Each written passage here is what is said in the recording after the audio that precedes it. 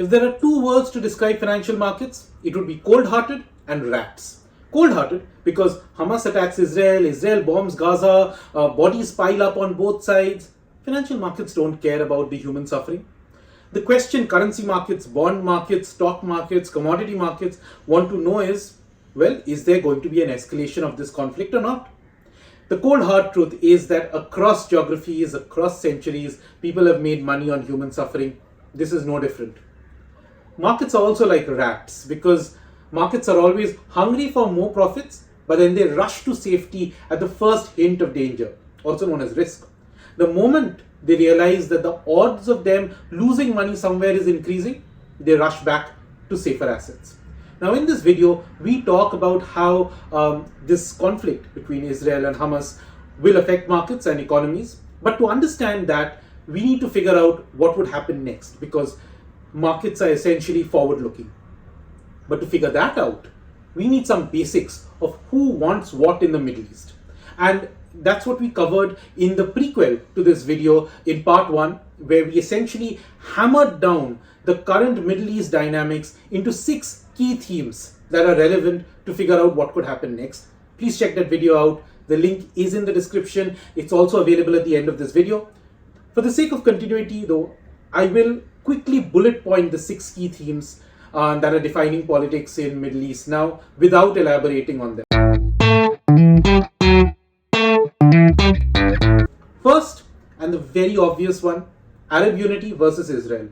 But the unity is not uniform. The immediate threat to Israel is from its north, so Hezbollah in Lebanon and Syria, both of which are supported by Iran, and in the case of Syria, also by Russia. 2, the deep mistrust and enmity between Saudi Arabia and Iran, who are both sympathizers of Palestine. 3, Israel has been normalizing its relationship with a lot of its traditional Arab rivals, including formally with UAE, Bahrain, Morocco, and informally with Saudi Arabia. 4th, Saudi Arabia and the US have a long partnership, and of course, the US wholeheartedly also supports Israel. However, lately, the US has been stung by Saudi Arabia's decision to undertake cuts in oil production, along with Russia, which have sent global crude oil prices really high.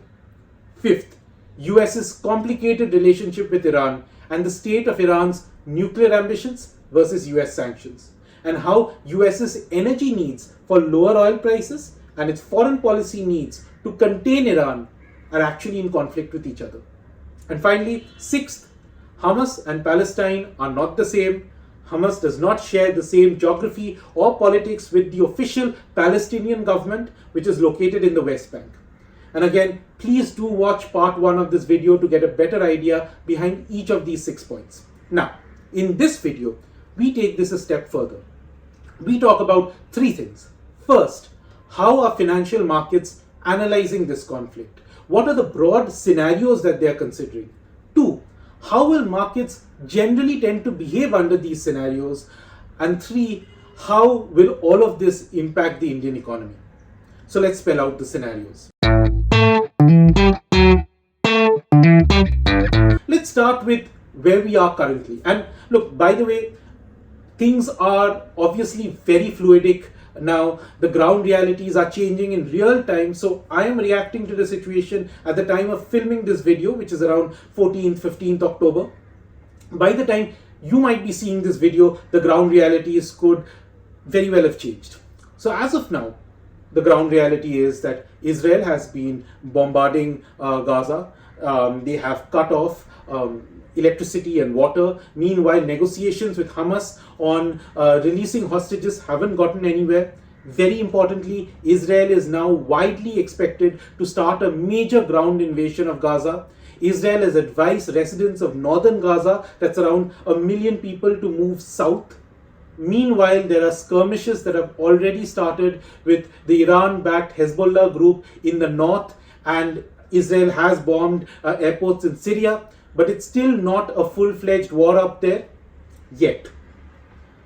It also seems like the red line for a lot of Israel's rivals seems to be this ground invasion of Gaza. Hezbollah is making a lot of noise around opening a new front of battle with Israel. Meanwhile, to counter these threats, the US has sent a heavily armed Navy carrier strike group to the eastern Mediterranean. They're also now joined by Navy ships and spy planes by the UK to basically deter the anti-Israel interests. So that's the starting point as of now. The question is, what happens from here? As far as markets are concerned, the best case scenario, and I know it's very weird to use the word best when there's so many human lives at stake, let's just say the best of the worst options is that Israel does a short invasion of Gaza, or still better, starts to de-escalate the conflict. At this point, this is probably the best anyone can hope for. But the probability of this is really low. The more likely base case is that probably Israel gets trapped in a long guerrilla battle in Gaza that causes a lot of casualties on both sides. Because remember, it's one thing to bomb a country from air, and it's another thing to send soldiers into a dense urban area like Gaza. And Hamas is said to have created an extensive network of tunnels that only they're aware of. So a quick victory for Israel isn't guaranteed. And mind you, this can escalate if Palestinians who live on the other side of Israel, in the West Bank, who have so far been largely out of this conflict, try to also revolt against Israel. But as long as this conflict is localized to Israel and Palestine, financial markets and economies across the world would probably shrug it off. So that's the baseline scenario.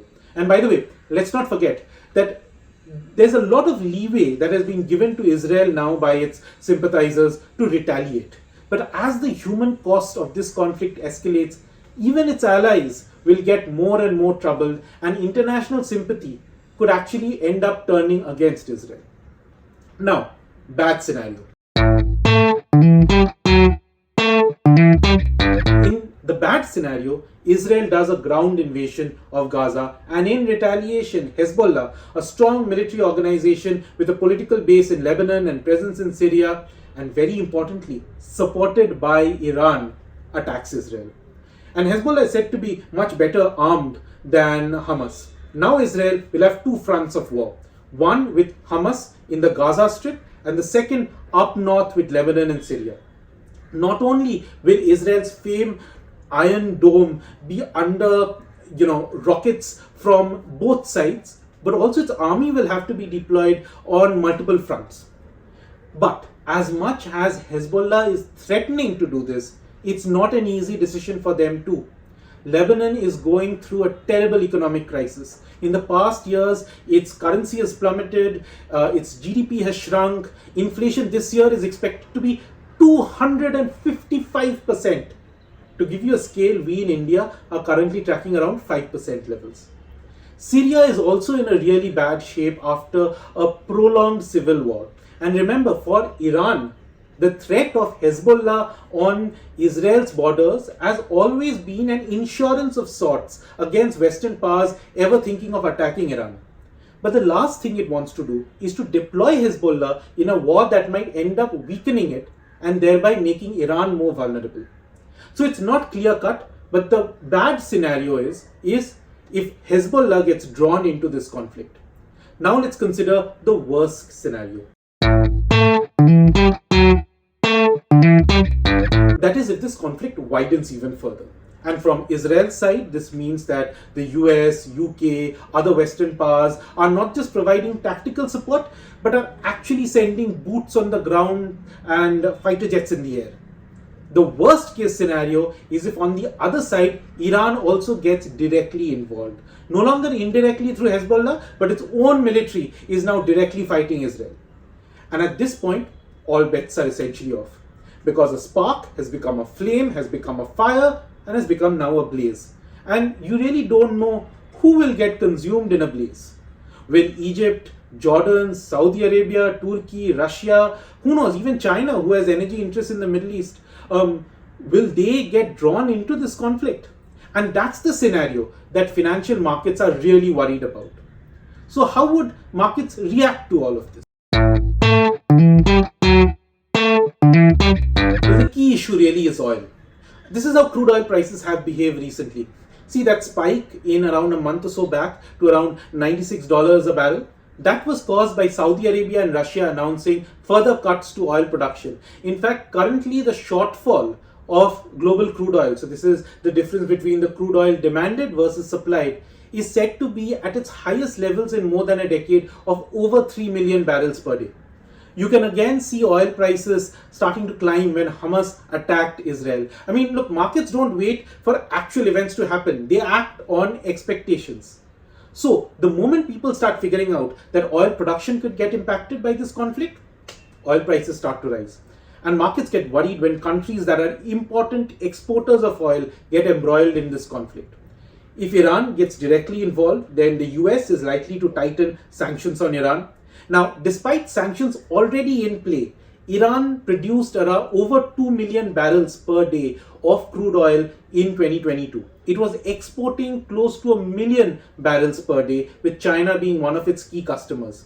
It is said to be exporting even more this year. And by the way, 1 million barrels per day is not a small amount. I mean, Saudi and Russia, the cuts that they recently did, which sent oil prices zooming up, that was 1.3 million barrels per day till 2023. So, if the US decides to tighten the screws on Iran, then that's an additional 1 million barrel per day or so cut out of the global crude oil supply. And so, if China, for instance, was buying this from Iran, then that channel gets closed. And, well, they have got to get it from somewhere. So, the global demand for oil further goes up, and, well, so would prices. Meanwhile, Iran can also retaliate. It has control over the Strait of Hormuz, which, as you can see in this map, is this very narrow corridor through which oil from Saudi Arabia, Iraq, UAE has to pass through to reach the Arabian Sea and eventually to some of the largest customers of oil, India and China. So if Iran starts disrupting these flows, then oil prices could really shoot up. And if there is a full-out battle in the Middle East, and some of the Arab countries either deliberately or inadvertently start to reduce oil production, and if to that you add Iran choking oil transportation through the Strait of Hormuz, well then who knows, oil could very well rise to $125, $130, even $150 a barrel from around $90 a barrel today. So how would markets and economies react to this? Now, in the short term, there would be a flight to safety. So, gold prices would probably escalate. Investors would probably end up exiting stock markets in their countries, would also get their money out of riskier emerging markets like India and rush to buy safer US bonds. This will cause US bond prices to go up, and prices of bonds are inversely related to yields, so US yields would go down. Meanwhile, stock markets will get impacted, the rupee would face depreciating pressures.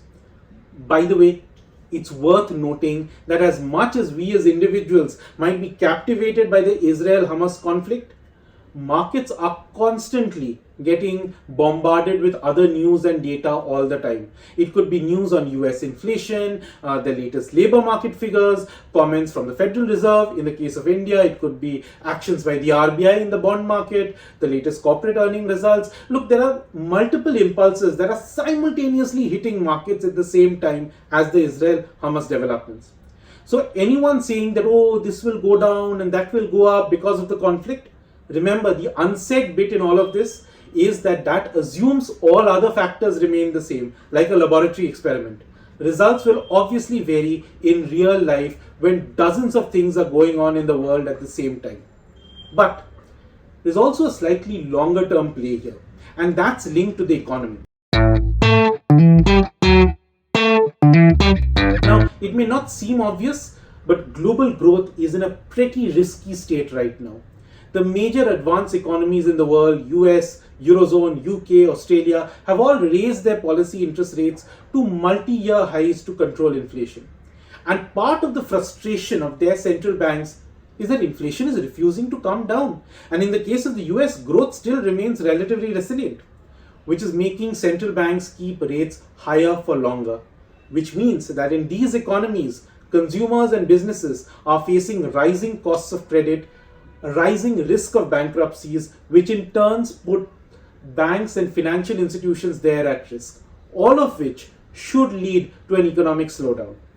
Usually for Asian countries, China acts as a counterbalancing force, but it is facing its own structural issues with its property market in slump. Now, markets currently are betting that the slowdown in US is going to be a soft landing. But look, if oil prices zoom to triple digits, this soft landing could easily become a hard landing and who knows, a crash landing. When consumers and businesses have to deal with sharply higher oil prices, the worst case scenario that we can get is being trapped in a stagflation situation, which means that growth is getting hammered by higher oil prices, which is adding to the pressure already building in the system from higher interest rates currently. And on the flip side, higher oil prices also leading to higher inflation, which prevents central banks from lowering interest rates to help growth. But what does all of this mean for India? Well, for India, the risks are twofold. First, slowing global economy means lower export growth, and so one of the key engines of growth will probably be non-functional. And two, and probably more urgently, if crude oil prices go up, a lot of stress starts building in the economy in real time. We have in fact done a detailed video on this. I'll leave a link at the end and in the description. On the one hand, our current account deficit, so this is the difference in the foreign exchange that we get from exports and remittances minus what we spend on imports. This blows up. So for every 10% increase in oil prices, it causes the current account deficit to go up by around 0.4% of GDP, because we end up importing around 85% of our crude oil needs. Current account deficit was around 2% of GDP in FY23, and in India, generally alarm bells start ringing whenever it crosses 3% of GDP. On the other hand, with state and general elections coming up, it would be politically very awkward for the government to raise petrol and diesel prices, which means oil marketing companies like BPCL or IOCL will be bleeding losses every day buying expensive crude oil but selling it in the domestic market at artificially low prices, which will then put pressure on the government to find a way to subsidize these companies. If this subsidy amount becomes too large, then the government will either have to borrow more, that is India's already high fiscal deficit, which is close to 6% of GDP, gets even higher, or the government is forced to cut back on spending on more productive areas of the economy like investments in roads, railways, ports, etc. And if the government says nothing doing, the pressure is too much for the economy, we have to raise petrol and diesel prices, well, every 10% increase is estimated to increase inflation by around 0.3% and reduces GDP growth by around 0.15%. So petrol prices, if they go up from 100 rupees to say 120 rupees per litre, inflation goes up from around 5% to around 5.6%. By the way, the RBI's target is 4%. So this also means that the RBI would have to keep interest rates higher for longer. Meanwhile, GDP growth could fall from around 6.5% that the RBI is expecting in FY24 to somewhere closer to 6%. So yeah, Israel and Hamas might be exchanging rockets, but those missiles actually end up hitting countries far away from the Middle East. For more such insights, like, share and subscribe to The Bond Economist.